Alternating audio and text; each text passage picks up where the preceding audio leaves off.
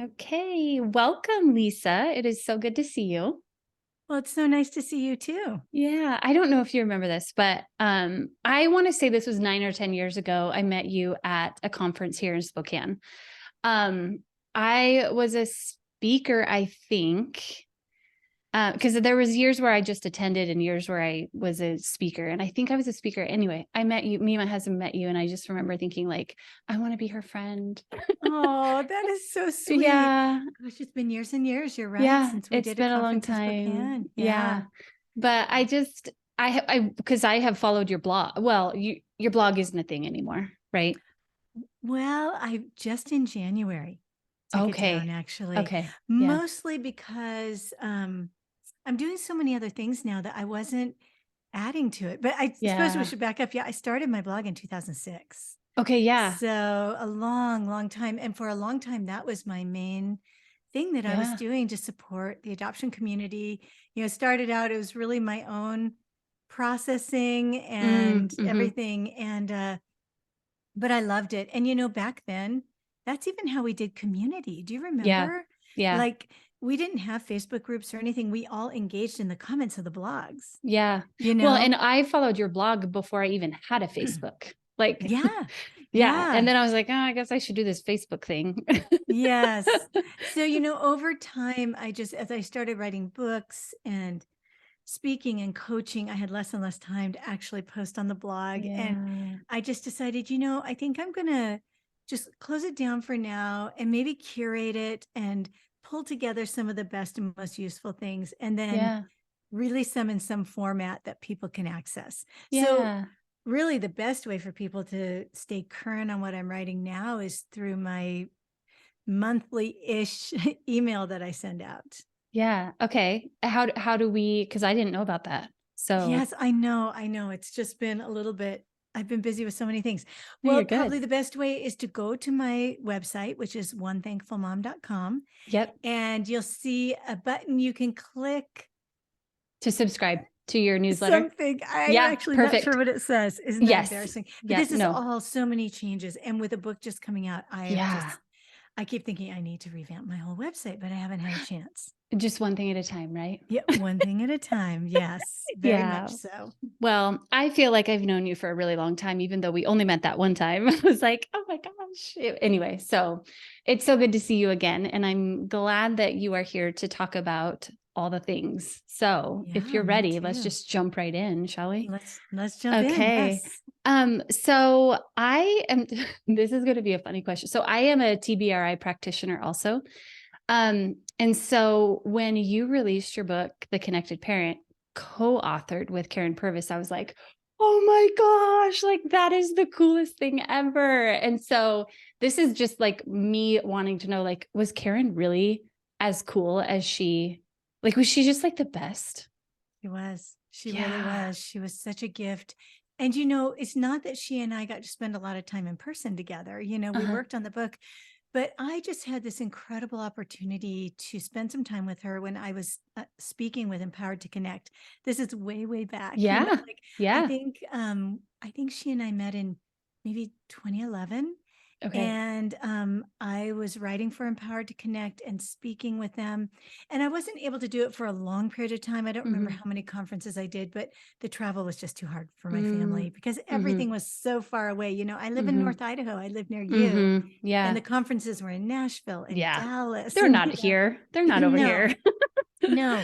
But during that time, I got to meet her. And, I absolutely love, The Connected Child, and I love books by Deborah Gray and all these Mhm. wonderful, amazing professionals. Mhm. But what I was experiencing, especially through writing my blog and engaging with so many adoptive parents, was that sometimes things were put forth to us that we were supposed to be able to do, but really nobody really understood what my life was like or what my Yeah. family was like and Behind closed how doors. Yeah. whether I would Mhm. actually be able to do the things they were asking me to do. And I thought, Mhm. wouldn't it be great if there could be a book that bridged the gap between professional and parent, Mhm. theory and down in the dirt practice? Mhm. So I had this idea and I was having breakfast with Karyn one morning before the conference.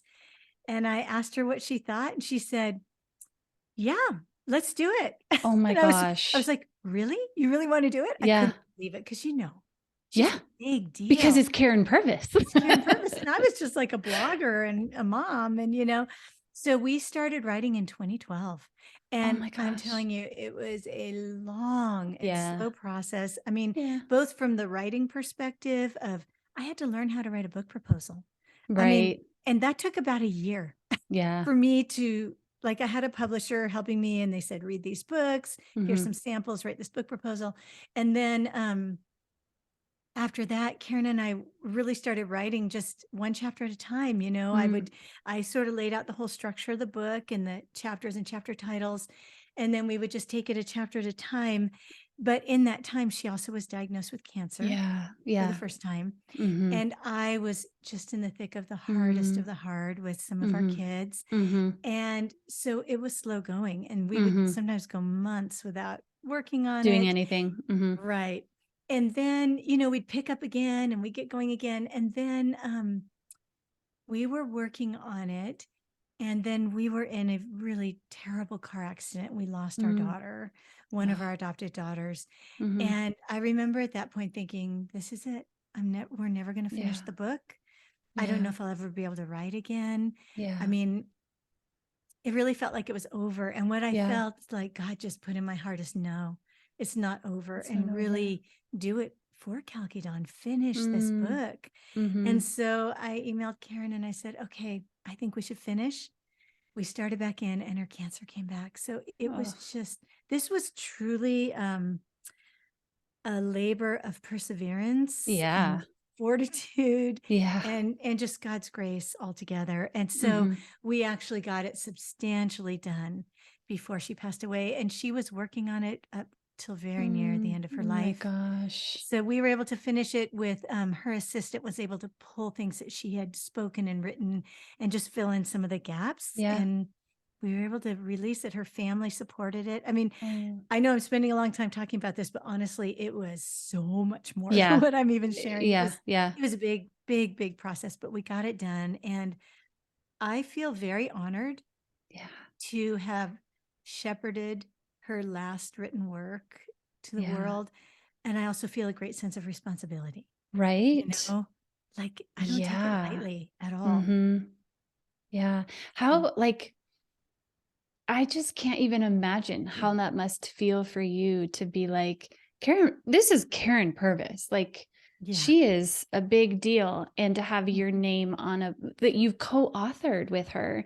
Yeah. And this is like she's a living legacy for all of us. And now it's like Lisa Qualls is attached to that. How does Well, that feel for you? it feels amazing and a little bit unreal. Yeah. Like maybe I didn't really deserve it. Like maybe Oh. someone else should have done it. You know what I mean? Mhm. Like there's Yeah.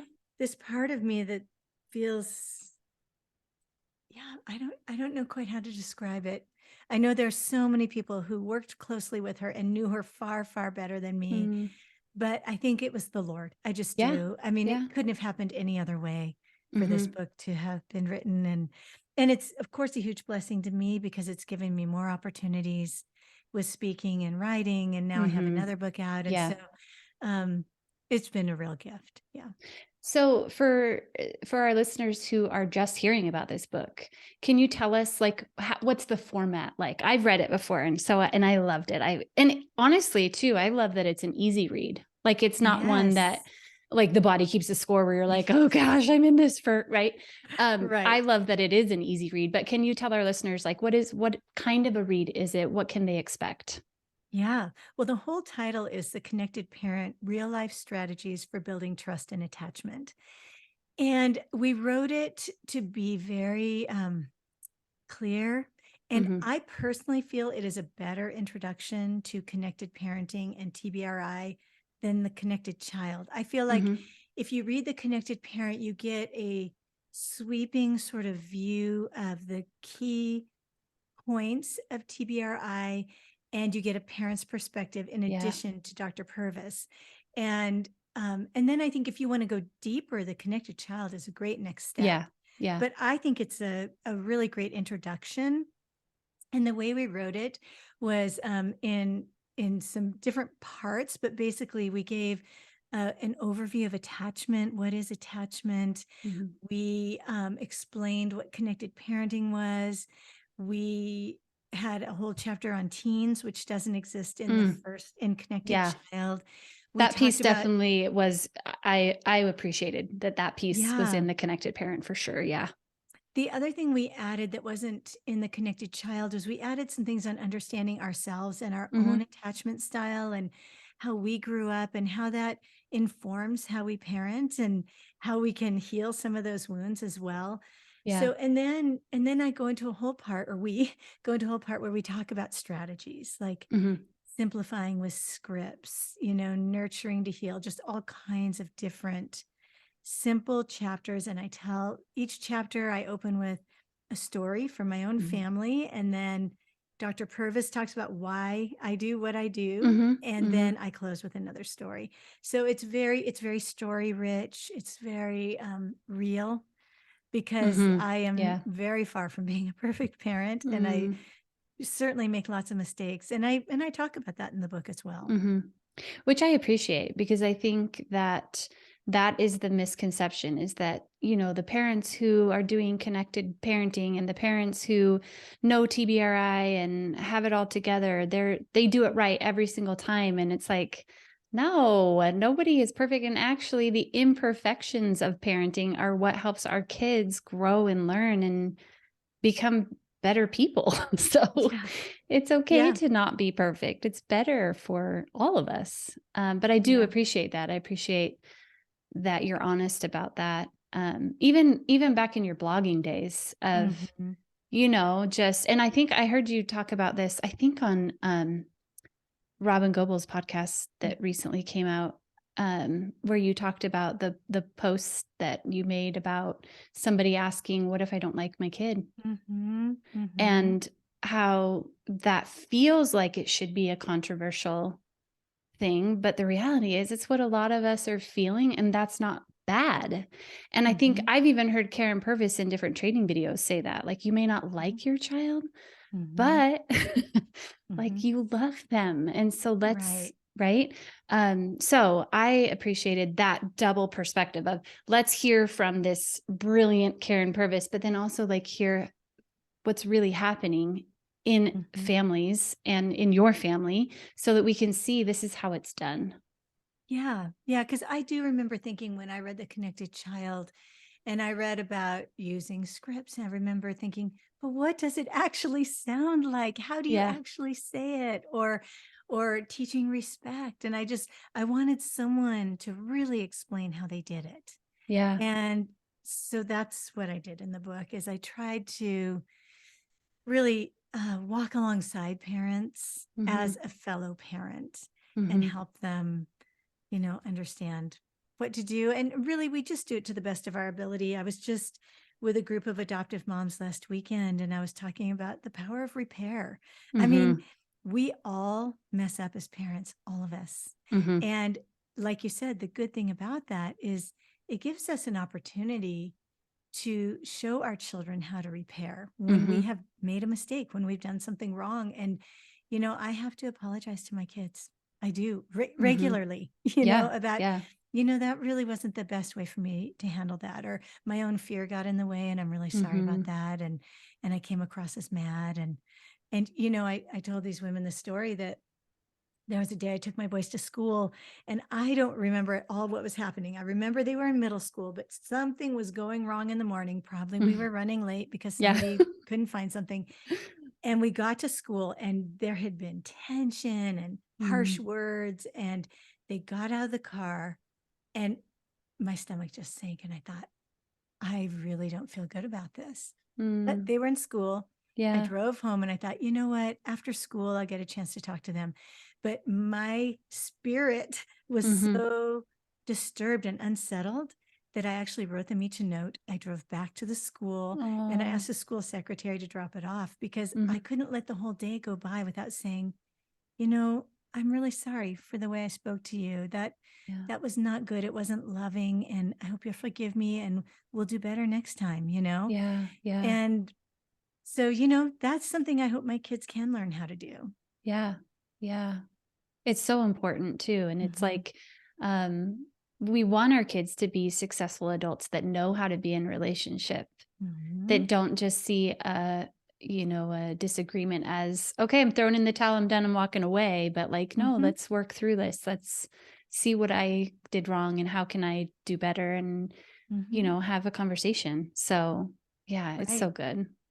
Um, okay, so so since your blogging days, Mhm. and had you started your podcast when the Connected Parent came out? No, no. Okay, Wait a second. The Connected Parent came out in July of 2020. We were probably really close. pretty If new. maybe we had. Oh, you know what? I Yeah. can't tell you for sure.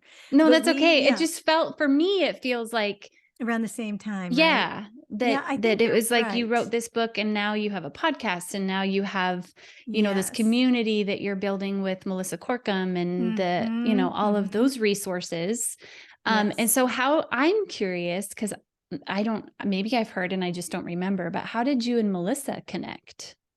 Well, that's really a funny story. I don't know. As I'm telling these stories, I'm realizing, wow, God has really opened some amazing doors for me.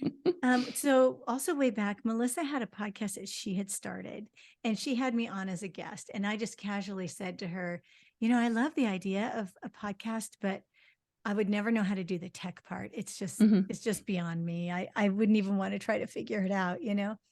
So she reached out to me probably, not that much after that interview. And she said, I was thinking about what you said. And she said, the podcast I started isn't quite what I want. And I'm thinking maybe I would like to do a more adoption specific podcast. And I wonder if you'd like to co host with me. We Mm. did not even know each other. Like we had Okay, I spent was a curious. very Yeah. short Hmm. time. We'd never met in person. Okay. And I said, well, that seems like that would be great. Hmm. But of course, you don't only have a podcast. To have a podcast, we had to have a website. Hmm. And then to have the website, and it's like if you give a mouse a cookie, it just sort Yeah. of Oh, grew totally. and Yeah. grew. And I had started a community for adoptive moms. And so, anyhow, eventually we both had our separate things that we were doing in the adoption world. And Yeah. eventually we brought it all under one umbrella of the Adoption Connection. Okay. So we Okay. co-founded that together. We have been doing the podcast now, yeah, I guess 3 years. And Yeah. we've created courses, and Yeah. we recently wrote a book together. Yeah. So, and we speak together and do all kinds of things. And what's one of our unique factors, I think, is that together we comprise the entire triad. Yeah. I love So we're that. both adoptive moms. She's an Mhm. adoptee, and I'm a first or birth mom. And Mhm. so I think that gives us a really uniquely Yeah. balanced perspective Perspective. Mhm. on adoption. And I'm really thankful for that. We also did not meet in person until we had been working together for probably, I think it was nearly a year. No. That's Yes, awesome. it was hilarious. Well, she lives in Baltimore, Maryland, Yeah. and I live in Yeah. North Idaho. Yep. We're very, very different. I'm nearly 20 years older than she is, and she's super techie, and I'm all words, you Yeah. know? So Well, if you and know the COVID, you put COVID Oh, in there. COVID, It's yeah.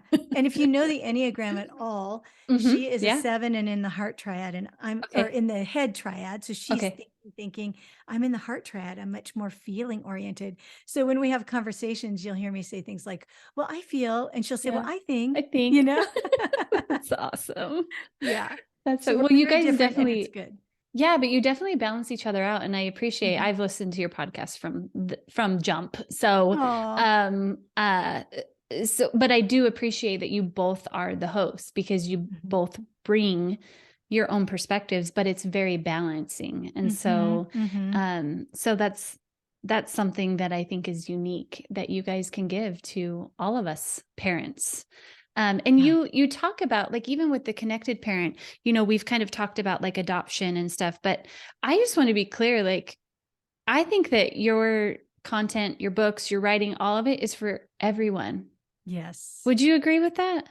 Absolutely. I almost wish we didn't have such an adoption specific description on the back of the connected parent, Hmm. because really, I mean, when Russ and I learned TBRI, and we both became practitioners in 2011, which it's kind of funny because I mean, Russ is an engineering professor. So, Yeah. Yeah. but Dr. Purvis was like, yeah, no, he should come along with you. Yep. We both did it together. And what were we just talking about? Just that it's not just for adoptive Oh, families. yeah, yeah. Okay. So Yeah. we Yeah. gotta Yeah. edit this little part out. Yeah. Yep. Yep. You're good. And I remember we just looked at each other and thought, wow, we wish we'd known how to parent like this all along. Mm-hmm. Because we had Yep. already parented our kids by birth, who had come to Yeah. us by birth. And, we parented in a really traditional Yes. Christian church Yep. taught manner. But we really were always leaning more toward our children's hearts, and we cared a lot about the relationship. And so when we learned really a different way, we were very drawn to it. Mm-hmm. And yes, I think connected parenting is really for everyone. Mm-hmm. Well, and that's one of the things I love about it too, is that no matter what how your family is made up and how your children have come into your home, TBRI is one that you can use with every child, and Yes. not just with your child who's been adopted, or not just your foster child. Right. So going back to anything that you have produced, even your latest book, Reclaim Compassion, it's the subtitle is The Adoptive Parent's Guide to Overcoming Blocked Care and Neuroscience with Faith. But as I'm reading it, and I already was honest with you that I'm only halfway through, as I haven't read the whole thing yet, but I'm finding like I am an adoptive parent, but we adopted our son 2.5 years ago. So before that, I wasn't. And reading this from the lens of, even if we weren't an adoptive family, there's a lot of stuff in here that with my birth kids that I'd be.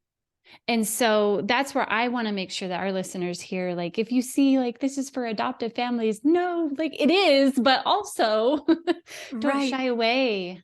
Right. And we did try to make that clear. I think this book, Reclaim Compassion, again, is really for everyone. It does have a stronger faith message running through it, but we're very clear that we want everybody to make use of the book, but that we couldn't really write it ourselves without expressing our faith. Yeah, But because that's who you are. yeah, And it's who nobody we would want are. you to not be you. Yeah. Right, right. And it was very specific for our people that we serve the most. And Mm-hmm. many of the people we serve are Christians, but not all, not all. Mm-hmm. And that's Yeah. okay. We're so glad to have everybody. Mm-hmm. And we also did write it specific to adoptive parents, but I will say it is in the works that I'm going to be writing a second book on block care, actually with a different co-author, which I'm not going to say yet. Yay!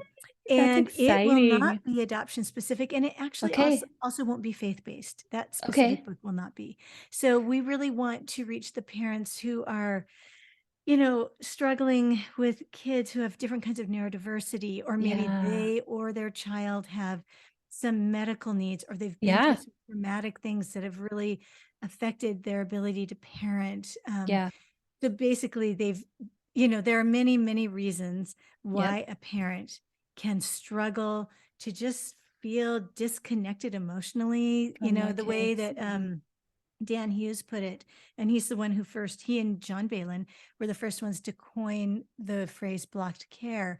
And he says, when there's no reciprocity of relationship, the parent Mm-hmm. will continue to provide care, but their heart will sort of leave. And Oh, yeah.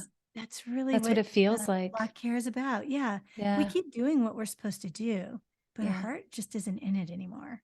Yeah.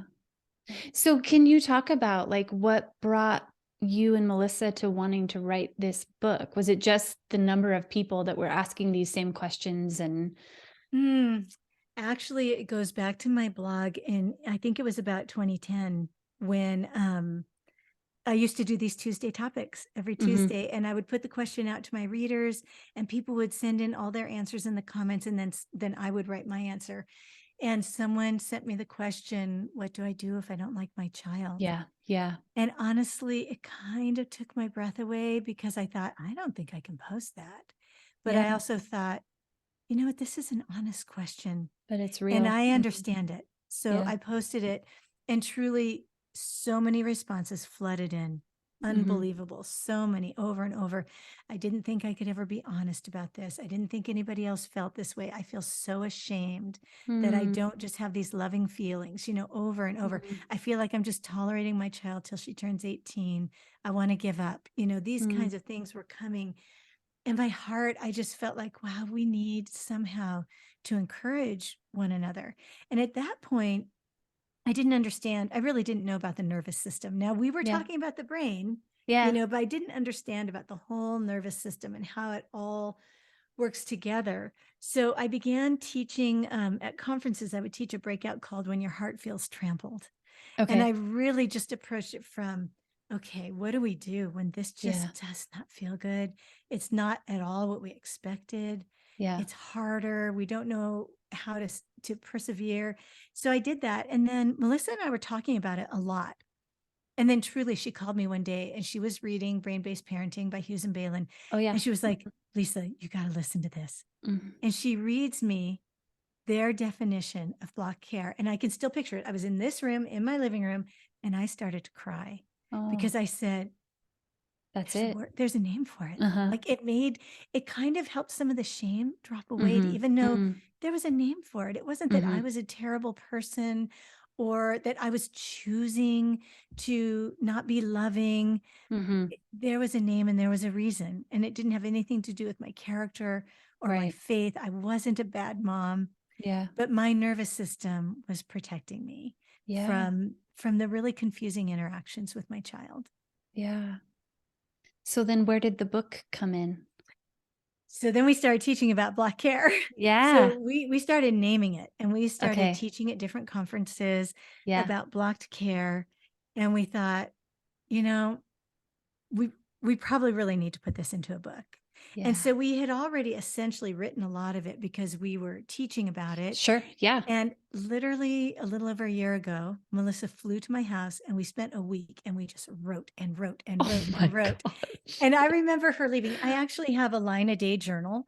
And I look back and it actually says something like, we finished most of the manuscript today. We just have a little bit to do. Okay, that was ridiculous. We had a lot more Lot to to do. do, but we really had most of the framework. And Uh-huh. then from there, um, we did hire an editor. We just Yeah.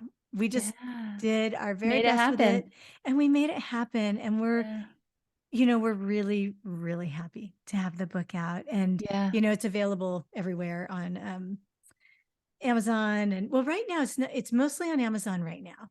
Okay. So if people are interested, that's the best place to find it. Okay. And what like whose idea or how did you guys decide to put at the end of every chapter just a little like baby step? Practices. Yeah. Yeah.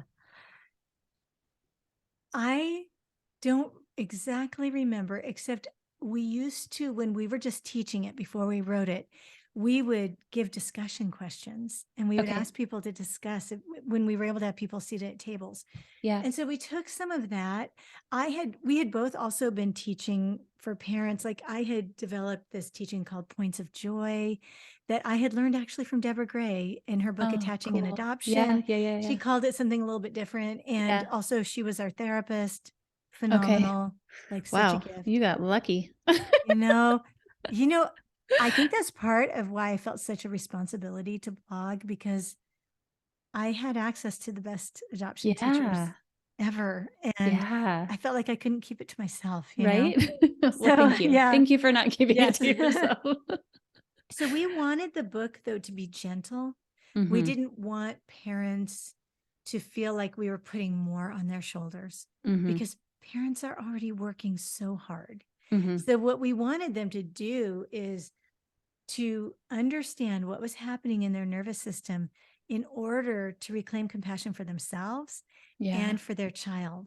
So the title Reclaim Compassion is not only about having compassion for their kids, it's about having compassion for themselves For too. us. Mhm. And most of the book is about understanding what's happening in a very simple, like really simple neuroscience, understanding what's happening in your nervous system, in your mind, in your body. And then the bulk of the book is how to overcome that, how to heal your nervous system, how Mhm. to um, care for your your inner world, which is Mhm. your body and your mind, your Mhm. external world, like your senses, what's happening around you in your world.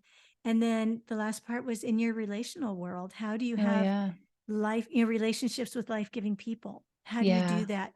Who are your helpers? Who and how in your really complex life do you even make time for that? Yeah. And then the very last part of the book is how to connect really deeply with your child. And we give Okay. people some somewhat new ideas for some people. But we don't ask parents who are in blocked care, who are feeling like they can't go on, to start by connecting with their child. That Yeah. comes at the end. Yeah, we look at us first. We have to look at Yeah, us first. Mhm. right. Because we have to have capacity for this incredible work that we're Yeah. doing. And we don't have it if we're just completely burned out. We just don't have Mhm. it. I was wondering if you would like me, for people listening, to actually share what the definition is, how we define Yeah. blocked care. Would that be Please. helpful? Yes. Okay. So blocked care is a self-protective mechanism in the nervous system activated by excessive stress. Mm. This suppresses our higher brain functions needed for caregiving, causing a parent's nervous system to develop a defensive stance toward their Mm. child. And we say, your heart seems to have left the relationship, but there Mhm. is good news. You can overcome this. And so when we That's talk about good. this, yeah, and there are different kinds of block care, but most often we're working with parents who are in it, have developed subconsciously a defensive protective posture toward one or more of their kids. So it's kind of Yeah. child specific. And what we explain to parents is that, you know, we all have been learning for a long time about how our children's history has affected the way their brains have been wired, that Yeah. they are in a self-protective mode, they are hypervigilant. It's very, very frightening often for them to receive care. And Yeah. it's very difficult, as we know, for a child who has been harmed in relationship Yep. to then be open to receiving care and attachment in Mhm. another relationship with another parent. It's really, really Mhm. hard. And so, because of all these factors and so many others, the child can develop blocked trust, Mm. where, and this is also coined by Hughes and Balin, where they are in a protective stance toward the parent, toward the Okay. caregiver. Yeah. And they don't trust us. Yeah. And why should they, Yeah. given their history, right? Sure. Mhm. And so there's something that's happening in our children where they're being very protective. And so here we come as the parents, and we're just ready, to Mhm. connect with these kids.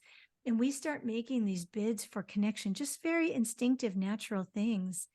And sometimes those are met with just complete resistance. Sometimes they're Yeah. met with aggression. Yeah. And it's really confusing to a parent's brain, because our brains have this part that's very predictive. Like, if I do this, then this will Yeah. happen. Yep. Like, we predict.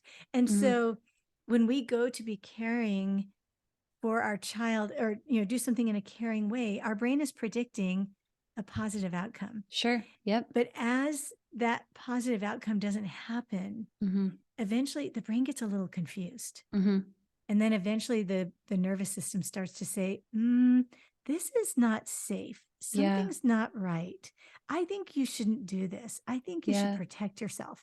And again, completely subconscious. This is Yep. not Yeah, rational you're not aware thought. it's happening. Yeah. No, but you can feel it in your body. Yeah. Yeah. Like when you have a child who's very aggressive, you Mhm. can feel in your body when you're trying to care for them, but inside you're like, You're oh tense. man, I don't know how this Yeah. is going to go. I don't know what's Yeah. going to happen. And eventually we're sort of like, I don't think I can keep doing this, Mhm. you know? Mhm.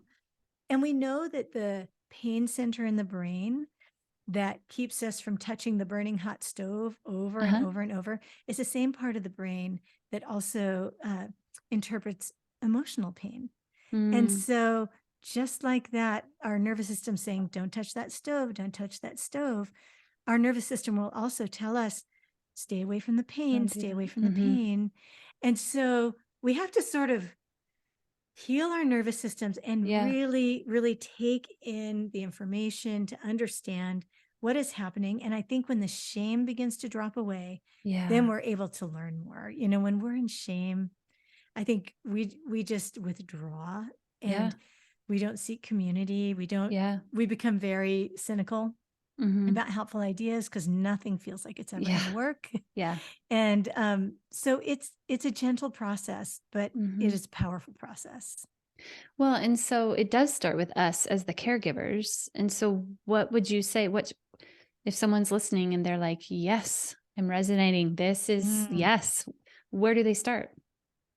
Well, I do think the easiest thing to do is get the book. It really, Okay. really is. Yeah. And we also have a special link for your listeners. I believe Okay. Melissa used it before.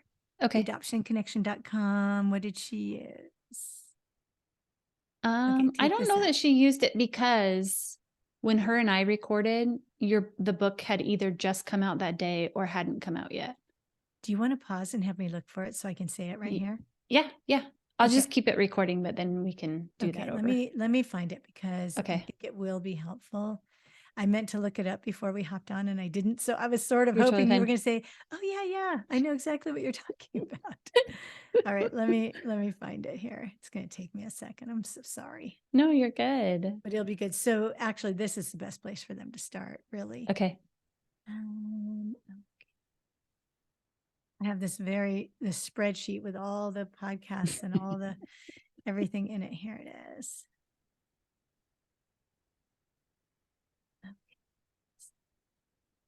Okay, it's just the adoptionconnection.com/mending. So Okay. I will say that. Let me close this out. Okay. Why don't I Okay. back up to where they can first start? Yep. Yep. That sounds great. Well, one of the first things parents can do is we have actually an assessment that parents can take. It just takes a couple minutes. And Melissa and I together have identified what we consider the 10 signs of block care. And Okay. this assessment takes the parents through these 10 signs and they have a chance to evaluate whether they ever experience this or they experience it all the Hmm. time. And it's available to your listeners at theadoptionconnection.com/mending. So Okay, that's cool. the first place they can start. Okay. Secondly, they can get the book, Reclaim Yeah. Compassion. Yeah. I do think it is a really great guide. And we Hmm. recommend people read it on their own or read it with a group, do Hmm. it as group work. And then the other thing Melissa and I have is we have a Reclaim Compassion private coaching group for Okay. helping parents overcome blocked care. And it's very rich and wonderful and incredible people. And people are all working together to overcome blocked care. And really, Hmm. you know, thing about blocked care is I think sometimes we get to the point we don't want to heal. But the Yeah. truth is, there's something so much better. I think Yeah. God wants something so much better for all of us than to Hmm. just stay where we are of Hmm. just wanting our kids to grow up and move out. Hmm. That's Hmm. not abundant life, right? No. There's something so much more. And so, we've got this whole group of parents, and they're not just adoptive parents, actually. We Okay. have Yeah. lots of different parents, and we have people who share our faith and people who don't, Okay. but parents working together to overcome block care, and it's really beautiful. Where can we find that community at? If they take the assessment, they will Hmm. get that information, but they can also Okay. go directly to reclaimcompassion.com Okay. and find the information on the coaching group. Awesome. Okay. Well, I just have two more questions for you because we are almost out of time already. I feel like this went Okay. by way too fast. Yes. So the first question I have is, what do you wish more people thought about before they started their journey of either fostering or adoption? I think one really important thing to do is ask yourself, what deep in my heart, what is my motivation for this? Hmm. And is it a strong enough motivation that will carry me through no matter how hard it gets? Hmm. Like, it can be very, very, very hard. And so Yeah. we need to be clear about why. The other important thing is take an honest, hard look at your family. How's your marriage doing? Yeah. Because I guarantee this is very hard on Gonna be a marriages. challenge. Yep. We see so many marriages fail. We really do. Hmm. Hmm. And how is your own physical and mental health? Mental health. Hmm. Because if we're not in a good place going into this, it can really, there's so much depression, Mhm. and we see some really desperate, sad things happen in families where they went into it thinking that it wouldn't tax them too much, but they were really already not standing on really solid ground Yeah. Yeah. when they went into it. And then lastly, take a really hard look at the needs of your children in your family already. If Yeah. you already have children, I've done a lot of work around the siblings, and I've learned from my own mistakes Mhm. that I did not take a good enough look, and I didn't really prepare my kids well enough and make sure that they had enough in place to find the support they needed Sure. when things became so difficult. Yeah. So, I mean, it's amazing. It's Yeah. it's an absolutely incredible thing to Mhm. foster and adopt, and we have done both. Mhm. Um, but it also it needs to be the right time. And Yeah. it may be that the idea has come into your heart and your minds now, and this is a great time to learn and lay the Yeah. foundation and do respite for other people, because I Yeah. guarantee that if you have a heart for kids like this who have early adversity, there are parents who need you to come alongside them. I Yeah. promise you. Right? And so you can try it, see how it Yeah. feels, Yeah. Yeah. and that will help you make good decisions. Yeah, that's good. Yeah. Okay. That was a very Ok long answer. no, that was good. Okay, the last thing is, what would be 3 things you would recommend for families who are, either already on their journey towards healing or realizing like, "Yeah, we got work to do." What would be 3 things Mm. you'd recommend? Well, I think everybody needs a good therapist Yeah. for themselves, for their Yep. kids. I am training to become a Christian spiritual director. I think a spiritual director, if you're a person of faith, is incredibly helpful, Okay. because spiritual directors really help us sort out where God is moving in our lives and Mhm. help us really guide us along. They're our companion, in this journey. So a therapist, a spiritual director, community, community, community. Do not Mhm. do this alone. Yeah. Just don't do it alone. Find your people. If you can find an in-person support group, Yeah. wonderful. We have a large free Facebook group, just the Adoption Connection. It's a Okay. free group, and there are lots of people in there talking about all different things, and we have some really smart moderators in there. Okay. Um, and then in our Reclaim Compassion group, that's where you can go deep with us. We have a phenomenal dad coach who works with us, who's a TBRI practitioner, That's amazing. a former pastor, and an adoptive dad, and We he hear is about moms incredible. all the time, and so to Right, have a right. dad be able to say, "Hey, dad's over here." Yeah, over here. And he has a ton of wisdom. And yeah, we just appreciate him so Okay. much. His name's Greg Ray. And so yeah, find community, and really, to all of the moms out there who have a partner, a husband, in at least in our group in Reclaim Compassion, we made it so both parents can join at the same cost, because there is no Okay. extra fee for a co-parent, because we want Okay. everybody doing the work To jo together. That's Yeah. awesome. Okay. Okay. Awesome. Okay. Well, Yeah. thank you. Is Thank you there so anything much. else that you think I missed that you feel like you want to make sure people hear? The only thing I would say is I marvel at your Instagram. You are amazing. Thank You you. I could never do all the very cool things you do, and I'm super impressed. So Oh, you're doing thank you. fantastic. So everyone should go check out my Oh, Instagram. absolutely. Absolutely. You should Yay, definitely thanks follow for if that you're not shout out. already. Yeah, if you're not already following Melissa's Instagram, definitely do it. Thanks, Lisa. That's so You're sweet. welcome. Okay. Well, thank you. I had so much fun and literally could sit here and talk to you all day. So we'll Me just be too. done for now. Yes, we need to get together in person. We just I know don't we live that should. far We are not away. that far away, so we need to Yeah, make that happen. we Okay. do. We do. All right. Thanks, Lisa. Yeah, thank you so much.